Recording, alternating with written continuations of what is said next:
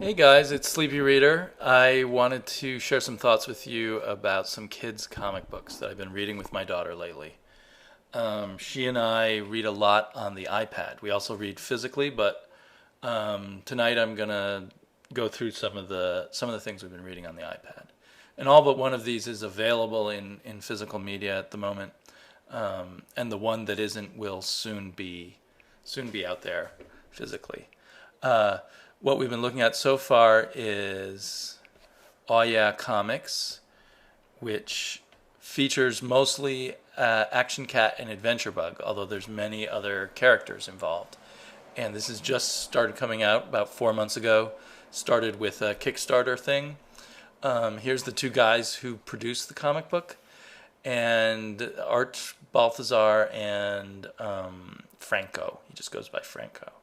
Franco's the guy on the left, and Art Balthazar's on the right. Art is the artist, and I guess they're co-writers. I assume they kind of come up with gags together and the like. And they've been doing great work before Aw Yeah Comics in the Tiny Titans and the Superman Family Adventures, and they've coming out from Dark Horse. They've got Tiny, whatchamacallit, Tiny Hellboy or whatever it's called. And that should be a lot of fun too. Their comics are kind of cute, but very knowing, and a lot of wink wink, nudge nudge going on, but in a light, fun way. So even when they're being self-aware, kids are kind of in on the joke for the most part. My daughter's 5 now. I think we've been reading comics by these two since she was 2.5 or 3. The Tiny Titans were an excellent way to introduce them to comics. I kind of think that these characters might be stand-ins for them because they own a comic book store called Aw Yeah Comics, and these characters work at the comic book store called Aw Yeah Comics.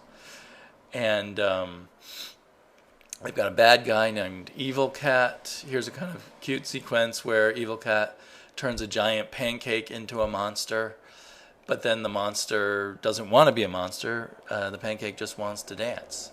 And that kind of shows you their sense of humor. It's a wonderful way to do superheroes for small children, and I'm convinced small children all love superheroes. They love the costumes and the powers. They just don't want all the other stuff that comes with it for older people. So the more I can support comics books like this, the better. And I understand they're funded for at least 12 issues. So if they continue to make money, I assume they'll make even more. And I just love reading these with my daughter. And here's Awesome Bear, who turns out to be the owner of the comic book shop.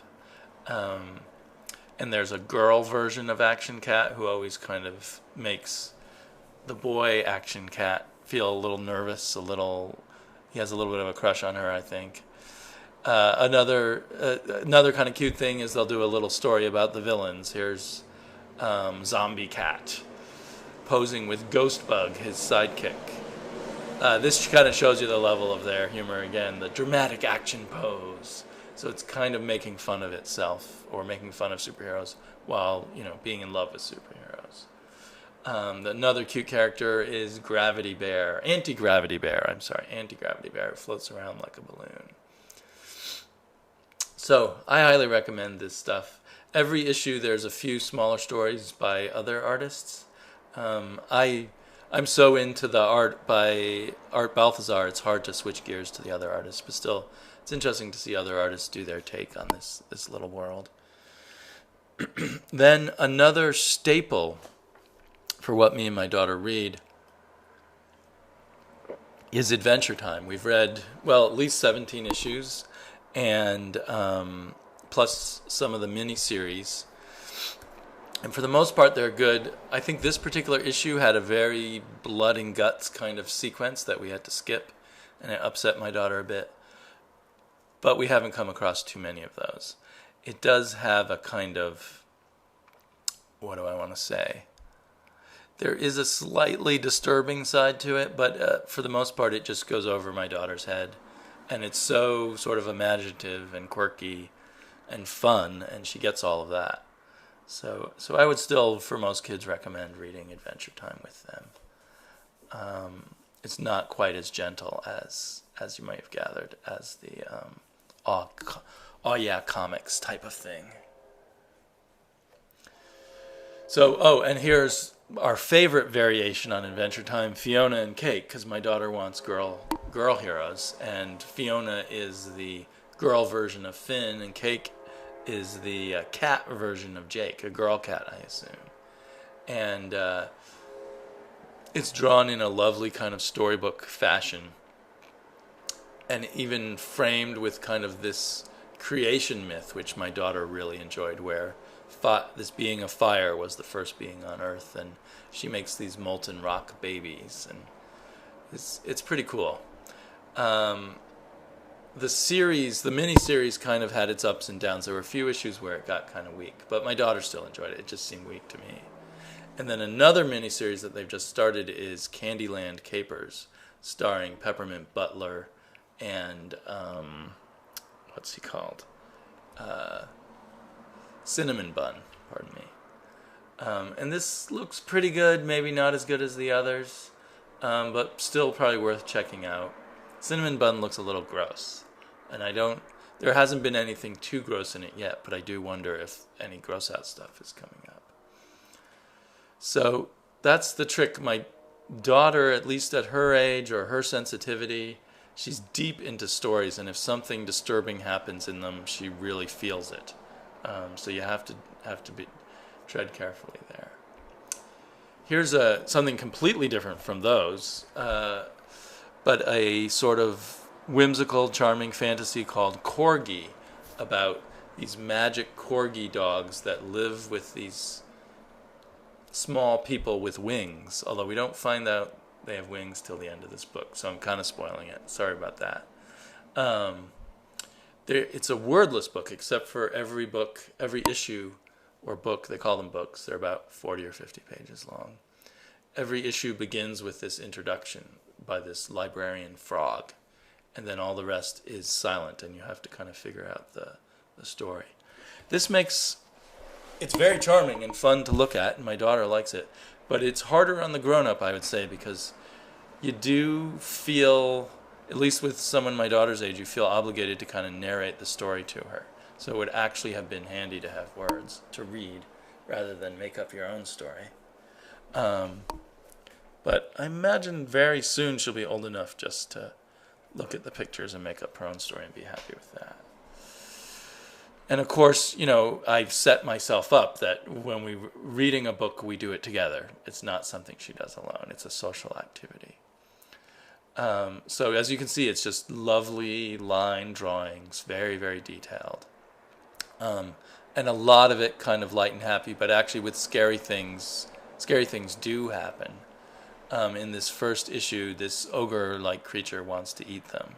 But of course they escape and use their marvelous powers and stuff. In book 2, the antagonist is this alien who's crash-landed on Earth or wherever we are, and is a collector, and including collecting wings off of the little winged creatures. But it doesn't seem to hurt them. They eventually get their wings back and just put them back on. So it's a little creepy, but not too, and the beauty of the pictures kind of ameliorates the scariness.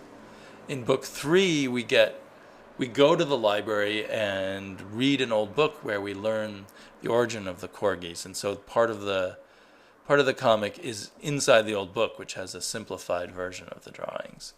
And there's these evil princes who preyed upon the Korgis until the Korgis escaped. And came to live with the small winged people. You can see the evil princes in the distance. Here's the map of the world of Korgi. And there's what happened to the 2 evil princes. And I assume if a book 4 ever comes out, that these evil princes who become one 2-headed being will show up as the bad guys. Anyway, so it's very charming and, fun to look at the art for anyone of any age, and interesting stories for kids. Really good for kids is the IDW version of Wizard of Oz, which is all new, made up by Eric Schanauer stories and drawn by Eric Schanauer in an illustrative style that's very reminiscent of the illustrations in the original Oz. And it includes a Dorothy that looks like the original illustrations, a blonde girl with, kind of 1920s style of dressing. And it just takes you deep into this magical fantasy world. It's just wonderfully done. I like it much better, I'm afraid, than the Scotty Young illustrated books from Marvel. As much as I like Scotty Young, he just doesn't capture... I like this version of Oz, this very old-fashioned, feeling like you're right in the 1920s kind of feel for Oz. So I highly recommend these. We have these in digitally and in print. They're in they're collected in 2 inexpensive trades, I think called Little Adventures in Oz. And 1 or 2 of them is a bit scarier, and the rest are light and whimsical. But even the really scary ones, my daughter was able to handle. But they were a bit more intense.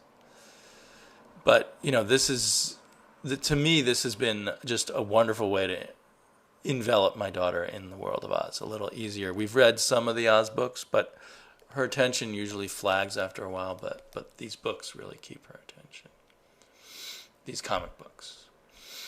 There's Bilna, the talking chicken, a favorite character of mine. So, and they always have a happy ending, of course. And speaking of happy endings, here's the last one I'm going to go over is Plants vs. Zombies, which is currently only out digitally on the Dark Horse Comics digital app or digital website. But I understand it's soon to come out in a 90-page hardcover collecting all 6 of these issues in one book. So each issue was 15 pages, and it's probably perfect for like a 9 or a 10-year-old, but my daughter enjoyed it a lot because she's played Plants vs. Zombies with me. And no one dies, no one gets... I mean, there's an implication here maybe that these people are going to die, but the zombies are done so silly, no one dies, no one gets hurt, except for the zombies, of course. And the drawing style is very pleasing, bright colors, so it's a fun, relatively non-scary world of zombies with the 2 children and the plants together, conquering all. So yeah, I highly recommend this either digitally or when it comes out in a book. I might buy the hard copy too. I do find my daughter likes to have the hard copy of things that we have read digitally. So it's easier to read it to her this way, but she gets a lot of pleasure out of holding the book and turning the pages. She immediately destroys what she holds and turns, but she really likes it. I'll probably occasionally do some more stuff about kids' comics. Obviously, this is just for those of you who have kids or are curious about kids' comics. So I hope you're all doing well, and I will talk to you again soon. Bye-bye.